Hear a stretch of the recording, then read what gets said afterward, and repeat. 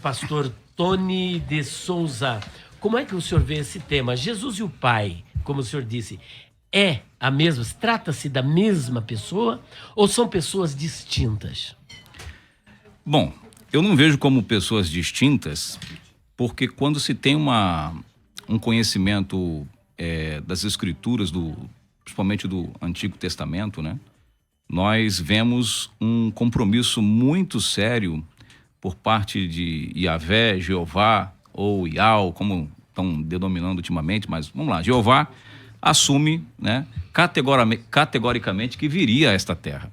Jeová afirma que não enviaria seu filho, que enviaria uma outra pessoa, uma segunda pessoa, até porque os judeus jamais tinham na sua doutrina, no seu ensinamento, a menor informação de que Jeová teria um filho. Não há nenhuma página na Bíblia, no Antigo Testamento, que você pode falar aqui, ó, Deus tendo um filho aqui com ele lá em cima. Então, a gente já começa entendendo pelas Escrituras, um leitor assíduo das Escrituras, uma pessoa que estuda a Bíblia a fundo, vai ver nos textos sagrados, Jeová falando, principalmente Ezequiel 34, ele fala, verso 11, eu mesmo, diz inclusive essa minha tradução da King James, né, de 1611, né, Yahvé diz, eu mesmo, eu pessoalmente irei buscar as minhas ovelhas.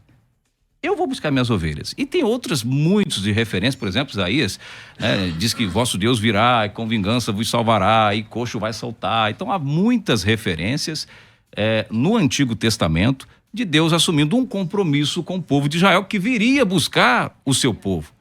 Então, quer dizer, aparece o Novo Testamento, aparece toda aquela questão, né, e aí começam a dizer, né, a ver pessoas na divindade, coisa que não existe de maneira nenhuma dentro do conceito judaico, né? Dentro do monoteísmo bíblico, do monoteísmo raiz, a menor possibilidade de dividir a divindade em dois, em três, essas questões. Então, por essa razão e muitas outras, o próprio Jesus, ele afirma pelas Escrituras ser ele o Cristo, ser ele o Messias tão aguardado pelos judeus. Eles não o aceitaram porque Jesus, fazendo uma leitura equivocada da própria Bíblia, dos próprios textos sagrados, rejeitaram o Senhor. O Senhor foi rejeitado pela própria Bíblia, né? Os judeus que tinham conhecimento pleno da Torá rejeitaram Jesus porque ele não reunia os requisitos, segundo eles, uma leitura equivocada, e por isso rejeitaram, né? Mas tinha que rejeitar, era profético, aquela coisa toda.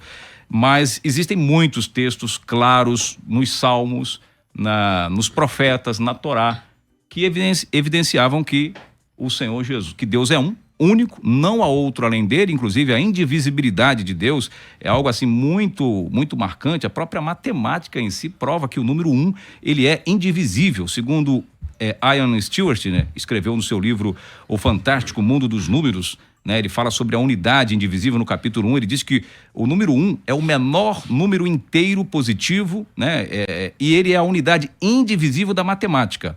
O único número positivo que não pode ser obtido pelas somas de dois números positivos menores. Então, o número 1, ele expressa uma importante ideia matemática. Isso estou falando no conhecimento geral, que não tem nada a ver com teologia, não tem nada a ver com estou falando de um matemático inglês dizendo que o número 1 expressa essa importante ideia matemática, que é a ideia da unicidade.